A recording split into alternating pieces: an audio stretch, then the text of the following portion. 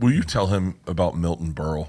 When we were working out, you had so many great stories about Milton Berle. Oh yeah, Milton Berle. And I would just love for you to share them. Do you know Milton Berle? Of course. Yeah. Yeah, exactly. Yeah. So Milton Berle, by total coincidence, there was an organization called Share, and it was Hollywood women that had husbands that were powerful.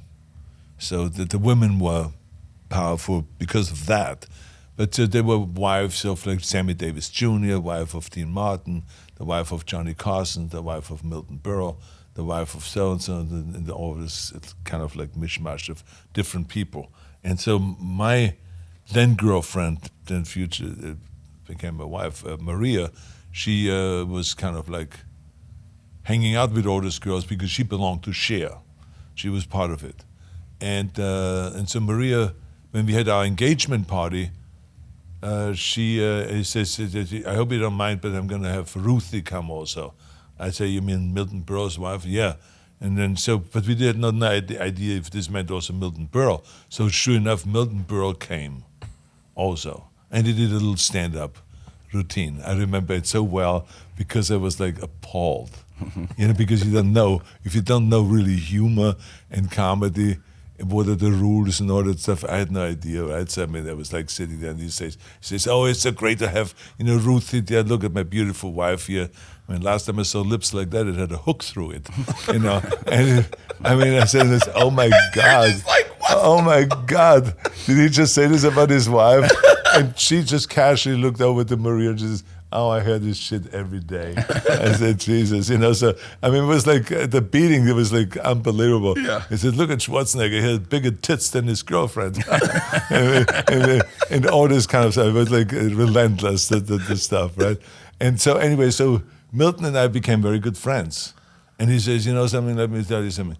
He says, you're a great actor. He says, but I want to teach you about comedy. And because as you grow in your profession, you will be asked to speak. And there's no speech without starting out with a joke. And you got to be ready for it no matter what the occasion is. And so he was kind of like teaching me of this stuff. And I said, and I didn't quite get it yet, what he was talking about. But then as time went on, he was telling me, I said, look, he says, you go, he says, you asked me to go and give you something about the speech that you're doing in Vegas, you're getting an award. And he says, so here it is, And he was telling me this thing. He says, well, that was really fantastic. Thank you so much. I said, being a bodybuilder and having been around the movie business, you get, of course, a lot of trophies and a lot of medals and awards. But this one is, without any doubt, the most recent. So then he says, okay, say the joke. And then I will be going and he says, okay, and this is the most recent. He says, fucking stupid Nazi. I mean, what the fuck is the matter with you? What did I say? Did you see my paws?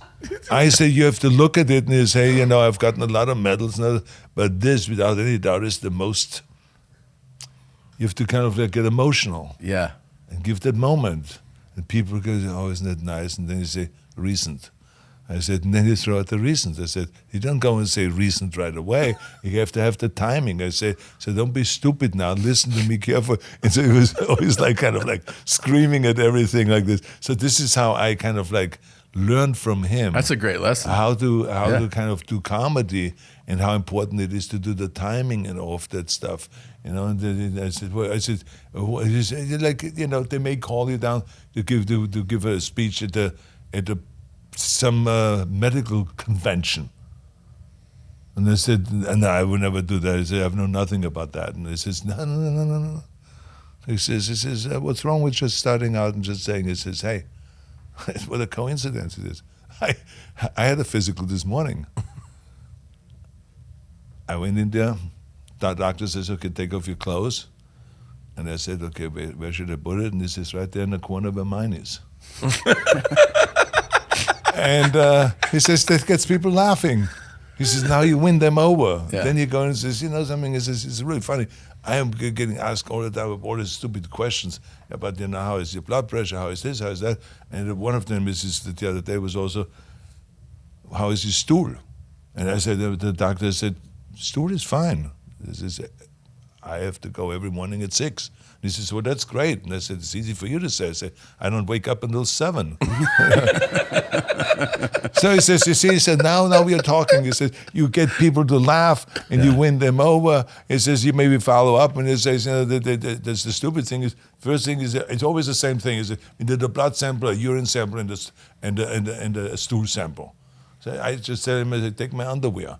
You know, and so he says, you see, I just gave you 3 jokes for the medical thing, and this is how it goes with everything. Yeah. You know, if a guy gets divorced or something like that, you just say, well, my problem started already when my wife said to me, she said, I like to have sex in the backseat of the car. And then he said, I said, me too. And he says, no, I want you to do the driving. You know, so shit like that. He said, so he showed me basically kind of like for every category. If you go to a plumbers convention, here's a joke. If you go to this convention, here's a joke. If you go to do this for politicians, here's a joke. So this is what he was trying to do. He's trying to teach me how to have a certain sense of humor and how to use the jokes and how important it is to do the timing and all of that stuff. And he hung out with me all the time. He, of course, was a big cigar smoker. Yeah. So we smoked cigars at Cafe Roma in Beverly Hills. He always would come by, or I would go over to his house and smoke, or he comes over to my house and smoke. Then he would come to the set.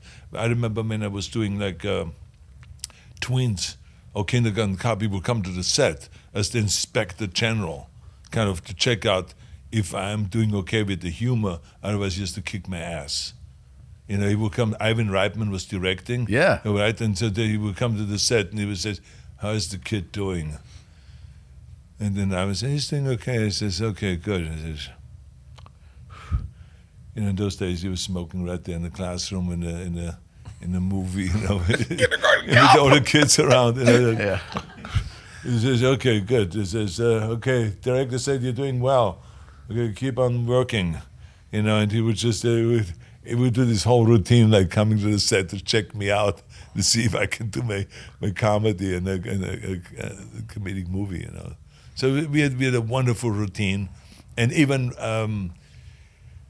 you know, they wanted me to, or maybe he wrote it in his will, I don't know. But they said Milty wants you to do a eulogy. So I said, okay. So I went out there and I said to myself, in the Milton Berle eulogy, what are you going to do? It's going to be funny, right? Yeah. So maybe it was a little bit over the top.